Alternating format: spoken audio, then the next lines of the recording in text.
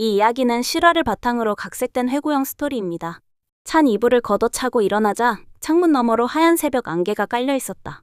겨우 21살이 된 내가 어둠 속에서 느낀 건 찬바람만큼이나 차가운 가족의 시선이었다. 내 이름은 나린이다. 맑고 예쁜 이름 탓에 사람들은 쉽게 나에게 호감을 가졌다. 그게 자랑이었지만 동시에 무거운 짐이기도 했다. 왜냐하면 나에게 늘 엄마는 내 이름만 들어도 무기력해 보여라며 한숨을 받곤 했기 때문이다. 나는 경기도 화성시의 작은 읍내마을에서 자랐다. 엄마는 독실한 기독교 신자였는데 집안 모든 걸 신앙으로 풀어야 한다고 믿었다.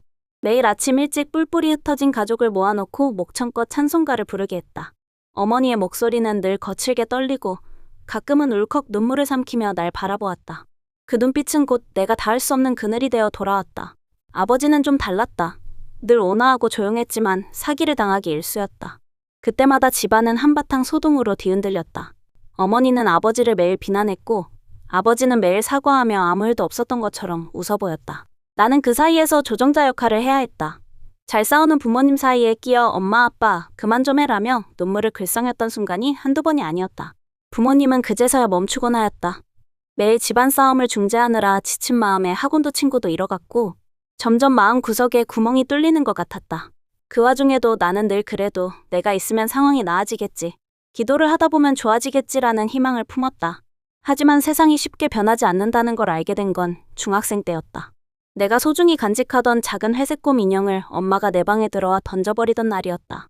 이런 건 어렸을 때나 가지는 거야. 너 누가 이거 가지고 집에 들어가라고 시킨 거지. 그렇게 엄마 팔아먹고 다니니 좋니? 차라리 돈을 달라고 해 소리를 지르곤 하였다. 나는 그 인형을 껴안고 머리맡에 앉아 엉엉 울었다. 눈물이 마른 방바닥에는 눈물 자국이 밤새 어른거렸다. 그 순간 나는 비로소 깨달았다. 세상은 나를 따뜻하게 안아주지 않는다는 걸. 터질 듯한 외로움이 내 심장을 후려쳤다. 대학교 2학년 새학기를 맞이하던 해, 그런 집안 깊은 어둠에서 벗어나고 싶었다. 나는 혼자 서서 기차표를 들여다보았다. 서울행표였다. 손끝에 닿는 종이의 감촉이 묘하게 따뜻했다. 설렘인지 두려움인지 알 수 없는 감정이 가슴을 두드렸다.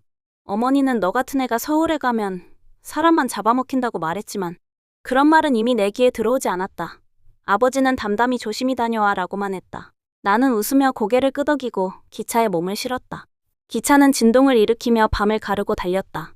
좁은 좌석에 앉아 창밖을 바라보았다. 내리막길로 이어진 선로 옆으로 반짝이는 가로등 불빛이 춤을 췄다. 먼 옛날부터 흘러온 강줄기 같기도 했고 내가 흘러온 시골의 추억 같기도 했다. 세상은 점점 밝아졌고 나는 지금껏 알지 못했던 무언가를 향해 가고 있었다. 종로역에 도착했을 때 해는 이미 서쪽으로 기울어 있었다. 거대한 유리천장 아래 사람들은 분주히 오갔다. 서울의 공기는 시골의 그것보다 차고 거칠었지만 그만큼 생동감도 느껴졌다. 나는 작은 여행용 가방을 끌며 깊은 숨을 들이마셨다. 잘 왔다는 안도감과 동시에 불안감이 뒤섞여 내 심장을 졸였다. 역을 나서자 가로등 불빛 아래 낯선 건물들 사이로 미세한 바람이 불었다. 나는 지도 앱을 켜서 오늘 만날 사람의 카페 위치를 확인했다. 경적 소리와 자동차 배기가스 냄새가 코끝을 스쳤다.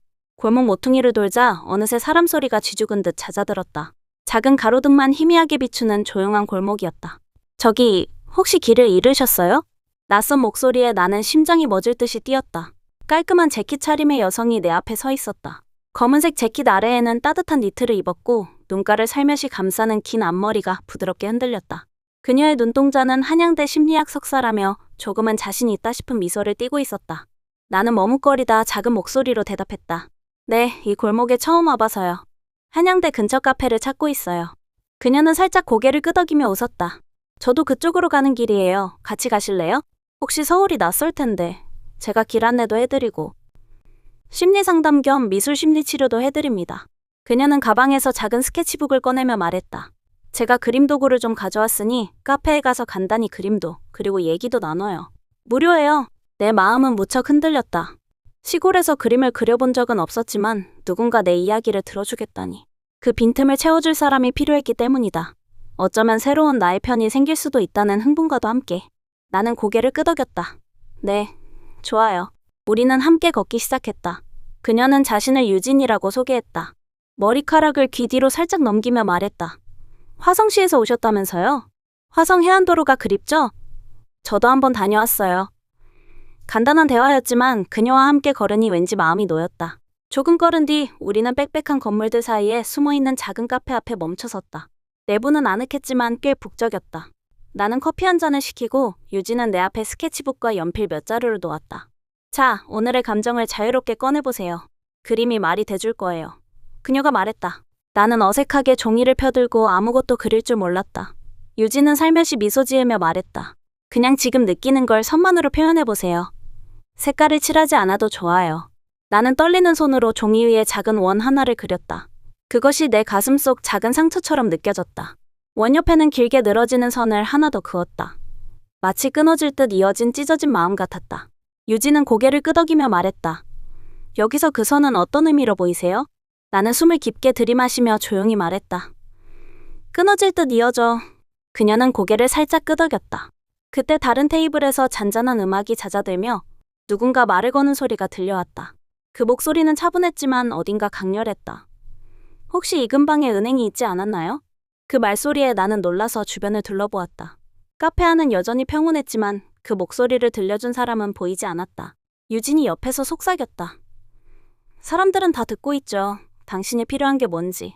나는 그녀를 빤히 쳐다보았다. 혹시 이 근방에서 은행 못 보셨나요? 낮고 다정한 말투가 내 귀를 간지럽혔다. 나는 고개를 들어 그 목소리가 나는 쪽을 바라봤다. 낯선 남자가 테이블 한쪽에 서서 나를 바라보고 있었다. 찬란한 등불 아래 부드러운 그림자가 드리워진 그의 얼굴은 묘한 위험이 느껴졌다. 짙은 갈색 코트 위에 짙은색 스카프를 두르고 있었다. 내 몸이 얼어붙는 것 같았지만 마음 한구석에서는 알 수 없는 호기심이 피어올랐다. 그는 살짝 고개를 숙이며 말했다. 근방에 은행이 있다고 들었는데 도통 못 찾겠네요. 아, 그런데 제가 사주팔자도 좀 볼 줄 알고. 저는 이 근처에서 작은 모임을 운영하는 사람입니다. 그런데 학생 집안에 최근 무슨 일이 많을 것 같은데. 근데 실례지만 이름이 뭔지 여쭤봐도 될까요? 그의 말에는 아무런 강압이 없었지만 내 심장은 쿵 내려앉았다. 지그시 눈을 들고 나는 떨리는 목소리로 말했다. 나린이에요. 그의 입가에 살짝 미소가 퍼졌다. 아름다운 이름이네요. 나린 씨는 누구에게도 쉽게 털어놓지 못할 고민이 있으신 것 같아요. 그는 마치 내 마음속을 들여다본 것처럼 말했다. 난 순간 숨이 막힐 것 같았다. 이렇게 물어봐준 사람이 처음이었기 때문이다. 부모에게 받지 못한 교감. 정말 목마른 사막에서 한 줄기 물을 태어나서 처음 마시게 된 기분과도 같다. 그는 계속해서 말했다. 사실 이곳은 마음의 짐을 내려놓고 서로 공감하고 치유하는 모임입니다. 3층에 작은 공간이 있어요. 차 한 잔, 그림 한 점으로 시작하지만 그 과정에서 삶의 방향을 찾을 수도 있죠. 어떻게 보면 불교식의 수행인이라고 볼 수도 있어요. 그의 말은 달콤했지만 실은 독이 살짝 배어 있었다. 나는 겁이 났지만 누군가 내 외로움을 알아주는 듯해 고개를 끄덕였다. 카페를 나와 나는 그를 따라 좁은 계단을 올랐다. 가로등 불빛도 닿지 않는 어두운 계단이었지만 그가 내 손목을 살짝 붙잡아 주었다. 걱정 마세요. 위험한 곳이 아닙니다. 그의 목소리에 이상하게도 위안이 느껴졌다. 나는 깊은 숨을 들이쉬고 입을 열었다. 네, 믿어볼게요. 3층 문을 열자 따뜻한 향초 냄새와 부드러운 조명이 나를 맞았다. 작은 방 한가운데에는 촛불이 켜져 있었고 벽에는 마음을 다독이는 문구들이 걸려 있었다. 방 안에는 나처럼 조용히 앉아있는 사람들이 있었다.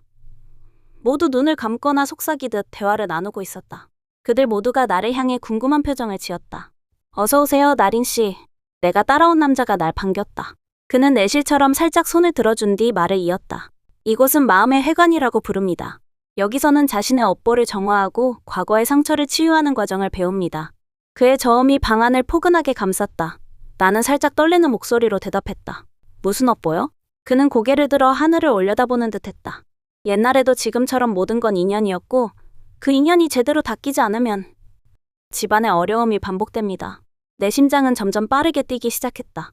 반복된다? 마치 내 가정사를 꿰뚫어보는 듯한 그의 말이 서늘하게 느껴졌다. 사람마다 빚진 업보가 있어요. 태어나면서부터 주어진 짐 같은 거죠. 부모님, 조상들, 나라를 위해 싸웠던 이들의 혼령들. 그 모든 게 우리의 무의식 속에 쌓여있죠. 그는 조심스럽게 내 얼굴을 바라보았다. 나린 씨, 당신 집안의 업보도 쉽게 풀릴 것 같지 않군요. 그 말에 나는 숨이 막힐 것 같았다. 건물 안에 방으로 들어가니 정말 넓은 홀이 있었고 방 한 방 한 방씩 상다리가 견디기 힘들 정도로 음식을 가득 올려놓은 상이 있었다. 떡, 과일, 떡볶이, 나물, 국. 정성스럽게 준비된 제사상이 눈부셨다. 사회자의 목소리가 방 안을 잔잔히 울렸다. 이제 곧 천도의식을 시작하겠습니다. 상위에 나린 씨의 이름을 적고 주소와 연락처를 써주세요. 내 손이 떨렸다. 주변 사람들의 시선이 내게 집중되었다. 마치 모든 사람이 숨죽이고 내 다음 행동을 기다리는 듯했다. 나는 손에 쥔 펜을 심호흡하며 잡았다. 이름, 주소, 연락처 모두요? 내 목소리가 떨렸다. 사회자는 미소 지으며 고개를 끄덕였다. 네, 오늘만큼은 솔직히 적으셔야 해요. 이걸로 우리가 당신을 기억하고 당신에게 맞는 치유를 준비할 수 있습니다. 나는 펜을 움직여 하얀 한지를 채워 갓 돌렸던 기억이 떠올랐다. 가족이 모두 무사해야 한다면 이렇게라도 해야 하나? 속으로 다짐하며 조심스레 내 이름 나린을 크게 적었다. 그 아래에 경기도 화성시라는 주소와 휴대전화 번호를 적고 빈칸이 없도록 고치고 또 고쳤다. 떨리는 손을 내려놓자 방 안이 갑자기 정적에 휩싸였다. 누구 하나 말하지 않았지만 내 마음은 이미 그들을 향해 속삭이고 있었다. 이제 나를 맡겨도 될까? 그때 한 아주머니가 다가와 살며시 내 손을 잡았다. 괜찮아요. 걱정하지 마세요. 이 종이는 곧 불태워질 거예요. 당신의 과거와 걱정을 모두 하늘로 보내줄 겁니다. 나는 그 말을 듣고 고개를 끄덕였다. 따스한 미소가 내 눈가를 스쳤다. 방 안의 온도가 조금 부드러워진 느낌이었다. 이제 전통 의상을 고르세요. 모든 조상들과 함께하는 의식이라 예의를 갖추기 위해 입는 거랍니다.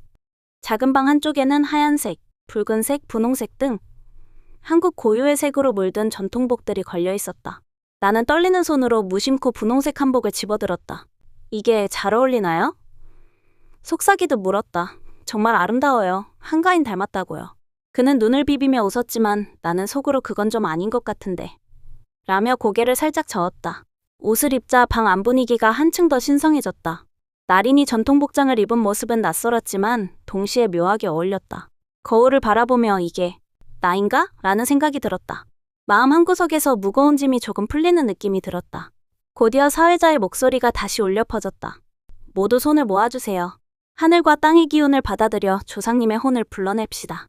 방안 사람들은 일제히 손을 들어 하늘을 향한 제스처를 취했다.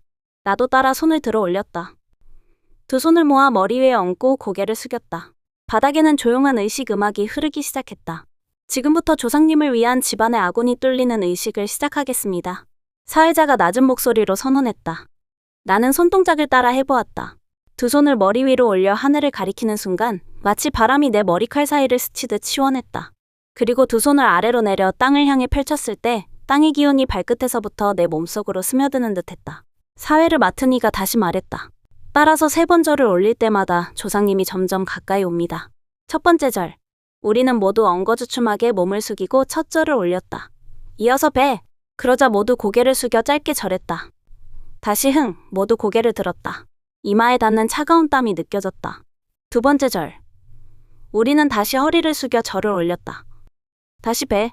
짧게 몸을 굽혔다가 흥이라 외치며 고개를 들었다. 마치 오래된 전율이 방안을 감쌌다. 세 번째 절. 우리는 3번 허리를 깊이 숙여 재물을 향해 절을 올렸다. 그리고 배. 마치 보이지 않는 무언가가 그 공간을 지키고 있는 듯했다. 곧이어 집사자가 상다리가 부러지도록 가득 올린 음식 위에 젓가락을 살짝 얹었다. 그 순간 따뜻한 기운이 전해져 내 마음이 잠시나마 부드러워졌다. 사회자는 다시 손으로 제스처를 알려주며 말했다. 이제 양반다리로 앉아주세요. 두 손을 이마 위에 포개고 마음속으로 소원을 빌도록 합니다. 나는 조심스럽게 양반다리를 하고 두 손을 이마에 올려놓았다. 정막 속에서 주변 사람들의 숨소리만 들려왔다. 지금은 소원을 비는 시간입니다. 이 순간 여러분이 진심으로 원하시는 것을 마음속으로 그려보세요. 사회자의 말에 나는 눈을 감고 집안의 소동을 떠올렸다. 부모님이 제발 싸우지 않게 해주세요. 내가 아무하고도 교감하지 못하고 지내지 않고 지내고 외롭지 않게 해주세요. 내 속 깊은 두 가지 소원이 교차했다. 눈을 뜨니 방 안은 오히려 더 고요해졌고 나는 속으로 떨리는 감사를 담아 소원을 빌었다. 잠시 후 사회자가 다시 말했다. 모두 다 같이 일어나 마지막으로 반절을 올릴 때까지 움직이지 마세요.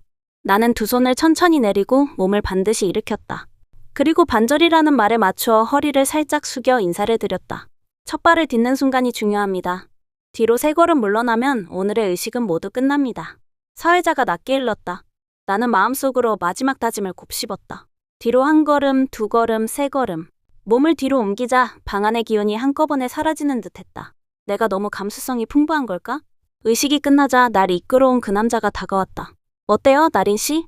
몸이 좀 가벼워진 것 같지 않나요? 그의 눈빛은 여전히 따스했지만 뒷골이 오싹했다. 나는 고개를 들어 앞을 바라보았다. 방 안은 이제 편안하고 환하게 느껴졌다. 마치 오랫동안 묶여있던 사슬이 풀린 것 같았다. 네, 조금 그런 것 같아요. 감사합니다. 나는 입가에 힘겹게 미소를 지었다. 그가 살짝 웃으며 말했다. 이제 옷을 갈아입으러 가면 제가 설명 도와드릴게요. 나는 천천히 일어나 복도로 나섰다. 복도를 지나니 어느새 탈의실로 쓰이는 공간이 나왔다. 내가 잠깐 두었던 내 옷으로 갈아입었다. 문득 아까 카페에서 만난 유진 씨를 떠올렸다. 이게 내가 원하던 곳일까? 탄식을 삼키며 옷을 갈아입었다. 문을 다시 열고 나니 상차려진 홀은 상상보다 훨씬 컸다. 하얀 벽과 고운 조명이 어우러진 공간에는 어린아이들이 뛰어다니고 젊은 외국인 몇몇도 보였다. 나와 비슷한 전통 복장을 입은 사람들은 웃으며 음식을 나누고 있었다. 나는 순간 놀랐다. 이곳이 단순한 모임 공간이 아니구나. 뒤에서 그 남자가 또 들려왔다. 잘했어요, 나린 씨? 소원은 잘 빌었나요? 나는 가만히 고개를 끄덕였다. 네, 괜찮은 것 같아요. 그가 속삭였다. 사실 이 의식을 마친 후 3일 이내에 다시 오시면 좋아요. 조상님들이 도와주시면 더 큰 기적이 찾아오거든요. 나는 서울에 와서 온전히 쓰지 못했던 빈 시간들이 떠올랐고 앞으로도 그럴 계획에 쓴웃음을 지었다. 어차피 서울에서 딱히 할 일도 없었지. 좋아요, 올게요. 3일 뒤에요. 그는 살짝 미소 지으며 고개를 끄덕였다. 약속했죠? 그리고 아까 부모님께 당차게 아갈게요 하고 말하던 모습 멋졌어요. 나는 얼굴이 화끈거렸지만 대답하였다. 고마워요. 다급하게 남자가 말을 걸었다. 그런데 나리님 주의사항이 더 있어요. 100일 동안은 아무에게도 이 일에 대해 말하면 안 돼요. 복이 나간다고 합니다. 모든 것을 마치고 돌아오는 길, 내 가슴속에는 묘한 기분이 가득했다. 불안감은 여전했지만 동시에 이상한 희망이 피어났다. 부모님과 싸우던 내 모습이 떠올랐다. 이제 다시 말해볼까? 전화기를 꺼내 잠시 망설이다가 크게 한숨을 내쉬며 번호를 눌렀다. 엄마, 일어났어? 나리나, 너 미쳤니 어디야? 나는 떨리는 목소리로 말했다. 구경하다가 시간이 그렇게 지난지도 몰랐는데 잠깐 카페에서 잠들어 버렸어. 전화기 너머에서 잔잔히 들려오는 어머니의 한숨 소리를 듣고 나는 숨을 걸었다. 알겠어. 곧 돌아갈게.